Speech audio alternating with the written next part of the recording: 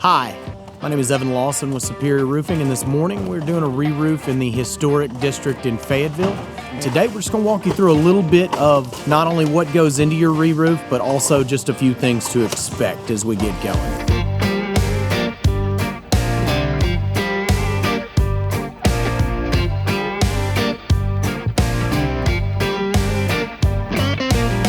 The crew is doing takeoff. This is just what it sounds like. The crew is removing the entire old roofing system all the way down to the decking or sheathing. A couple things to expect here. This is going to be loud because they're finishing the nails back through the decking. We don't want those sticking up and puncturing the new roofing system. If you live on a house that's on a crawl space, any items that you have on the wall that might be sensitive or something, there could be just a little bit of shaking, so we do encourage you just maybe take those off and set them on the ground. This is a very short portion of the process, something we have to do to get started to get the re-roof going. As we go, I'll walk you through a little bit more of what we're doing today.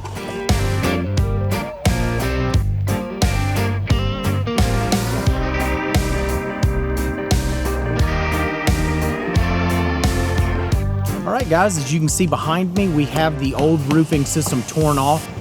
It's not uncommon for a home of this age to have some leak points and some areas where we need to repair some decking, so that's going on. We've decided to add some ventilation to this roof based on the square footage of the house and the attic space. Ventilating the roof properly is going to keep the decking from getting too hot and keep from cooking the underside of the shingles.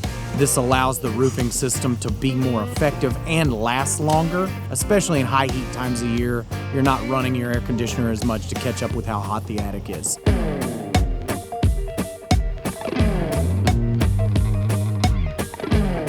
One other thing was the custom fabricated pan that we did for the chimney. This will just be a step flashing and a counter flashing measure put in to ensure that as everything ages around it, water will properly shed around the chimney and not create a moisture point in the home.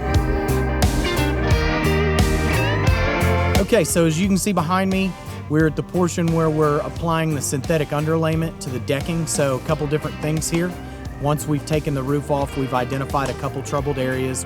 There had been some previous rot or leak points, so we've addressed those with new OSB to match into the existing sheathing that's on the roof deck.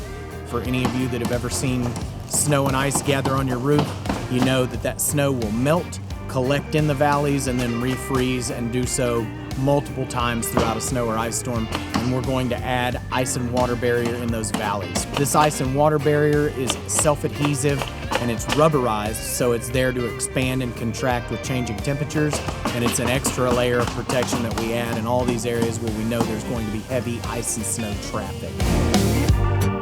Okay guys, we finished up our project here in the historic district. Final cleanup is taking place now. Thank you again for watching the video. If you have any questions, feel free to direct them to us via our social media or calling our office, and we will see you next time on our next project.